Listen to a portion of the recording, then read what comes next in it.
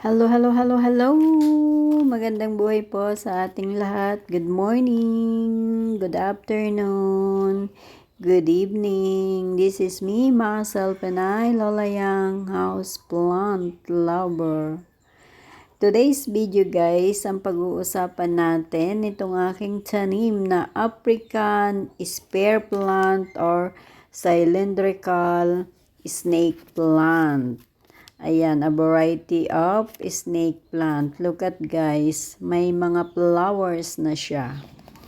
And before anything else, ayan guys, binidyohan ko muna yung aming harapan. Ayan, kasi ang gaganda ng mga bulaklak ko. Nakakatuwang pagmasdan guys. Look at the flowers, ang aming bougainvillea.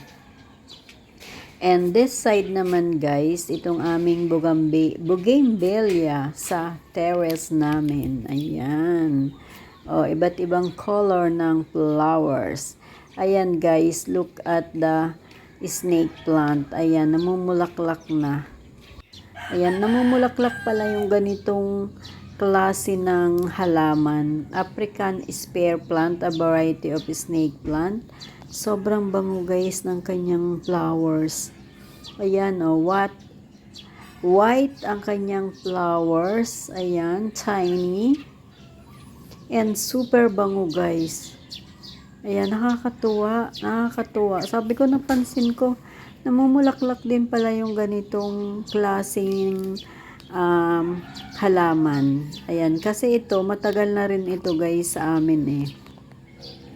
Oo, bali, regalo din ito sa akin ng isa sa mga pumasyal dito sa bahay. May dalang maliit na halaman. Ito'y maliit pa lang noon. Hanggang sa pinadami ko ng pinadami. Madali kasing mag-propagate ng ganitong klaseng halaman. Kahit ikat mo lang yung kanyang stem, tapos ilagay mo sa lupa. Yung lupa kailangang mix with sandy and well-draining soil. Ayan, madali nang tumubo. And madali lang alagaan ng ganitong halaman guys. Kasi ito is a type of succulent plant. Hindi siya masyadong nangangailangan ng parating didiligan. Ayan, ang kanyang flowers. Sobrang ganda guys ng kanyang flowers. And mabango pala talaga yung kanyang flowers. And sabi nga nila, may kasabihan na kapag daw namulaklak yung ganitong halaman, a variety of snake plant or snake plant, swerte daw. Ayan, kaya pala lagi akong swerte. Charot. Ayan guys, and syempre guys, bago ko makalimutan ng lahat, gusto kong pasalamatan yung lahat ng mga sumusuporta sa akin. Ayan guys, finally, na-monetize na po tayo ulit. Excuse me, ayan, naubo tuloy ako. Sa lahat po ng sumuporta at nanonood ng aking mga video, yung parating andyan kapag ako'y nagla-live, maraming salamat guys. Hindi ko na kayo isa-isahin kasi baka ako'y may makalimutan. Hindi ko ma-mention yung kanyang name pero parati siyang andyan. O diba? Kayong lahat guys, maraming salamat. Kilala nyo na kung sino kayo. Charot, o diba?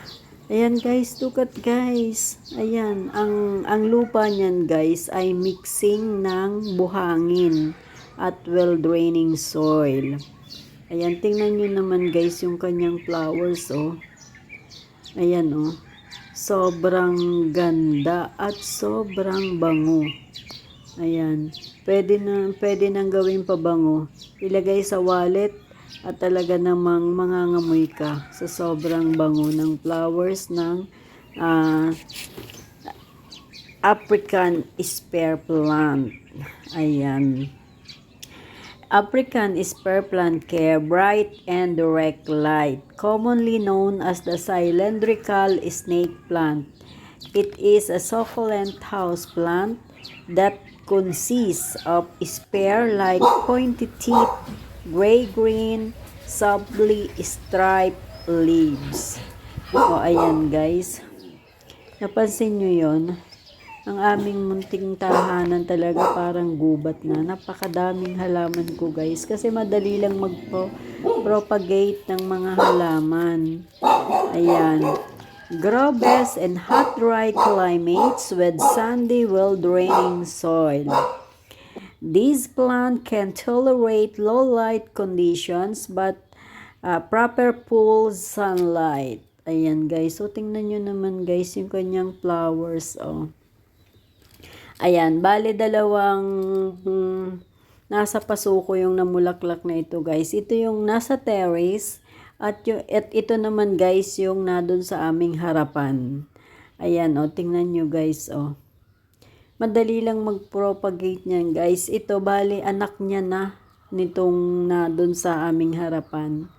Oh, ayan guys, oh. Sabay silang namulaklak. Hindi ko napapansin kasi siya ay andon kasama siya ng mga ibang mga halaman. Ayan, kaya hindi ko napapansin. Sabi ko, ano kaya yung ang bango noon? Ang bango ng halaman na yun. Ang bango ng flowers. Hinanap ko siya, my goodness. Eh, ang laki-laki ng flowers niya. Hindi ko napansin. Kung hindi ko pa naamoy, kalokers. O, ayan guys. O, madali lang mag-alaga niyan guys ha. Pag kayo ay bumili niyan ng African spear plant or snake plant, cylindrical snake plant, bale, ilipat nyo kaagad sa isang malaking pot. And then, yung soil, mag-combine kayo ng soil, well-draining soil and sandy soil, ayan, madali siyang dumami. Ayan, dati guys yan, hindi siya namumulaklak. Oo, yung snake plant ko, yung talagang snake plant ko, namumulaklak talaga siya. Every year, napapansin ko, bali 2 years na kasi ulit ako dito sa atin sa Pilipinas. Eh, talagang namumulaklak siya. Eh, tapos, napansin ko to, aba, namumulaklak. Parehas lang guys yung kanyang klase ng bulaklak. Ganyan din kasi yung a variety of snake plant. Siguro yung mga variety of snake plant, pare-parehas yung kanyang flowers. Ganito din guys. Sabi ng iba, swerte daw ito. Ilagay mo sa iyong pocket. Kapag lagi kang, pag may pinupuntahan ka, ilagay mo lang doon. Sabi nila may kasabihan na swerte daw. Swerte kasi, masasabi kong swerte, isa ako sa mga nag-aalaga at nag-care ng ganitong klase ng halaman. Swerte kasi, finally, meron pala siyang bulaklak. Although, pinag-aralan ko din talaga yung kanyang klase ng halaman, namumulaklak talaga siya. Pero with my experience, sa tagal kong nag-aalaga ng ganitong halaman, ngayon lang ako naka-experience na meron palang talaga na bulaklak. Namumulaklak pala talaga yung ganitong klase ng succulent. Ayan, African spear plant. Ayan, typically grown as a house plant. That African spear plant is a succulent plant native to African country. Ayan, kaya pala siya tinawag na African spear plants. Ayan. And then guys, kapag didiligan nyo siya, kapag dry lang yung kanyang soil, hindi mo kailangang parating diligan yung kanyang soil. Oo, kahit 1 buwan pa yan na hindi mo nadidiligan, continuous yang mabubuhay. Oo, hindi siya yung madaling mamatay kapag dry na yung kanyang soil. Kaya itong African spear plant, kahit saan mo lang itanim, sa paso or sa likod bahay, or kahit saang part ng iyong bahay, sa mga kanto-kanto lang, madaling mabuhay ito at madaling dumami. Oo. Kasi yung kanyang mga ugat, doon tumutubo yung mga kanyang mga stem. Ayan, sobrang ganda guys ng ganitong halaman. Pwede siyang indoor plant, pwede ding outdoor plant. Ayan. Ito kasi, hindi ko na siya na ginawang indoor plant. Kasi nga, sabi ko, hindi naman siya namumulaklak eh. Oo. So, ayon sa aking kaalaman, ayon sa aking experience, ay dapat pala ito ay naka full sunlight para magkaroon siya ng flowers. Kasi last time, yung yung nung iregalo ito sa akin, talagang sabi niya kasi sa akin gawin kong indoor plant. So, sa dami ng mga halaman ko guys, inilipat ko sila. Yung iba ay sa terrace, yung iba ay sa harapan, yung iba ay sa likod. So, that's why ngayon ko lang nalaman na kailangan palang full sunlight siya. Pero hindi siya nakadirect sa sunlight ha.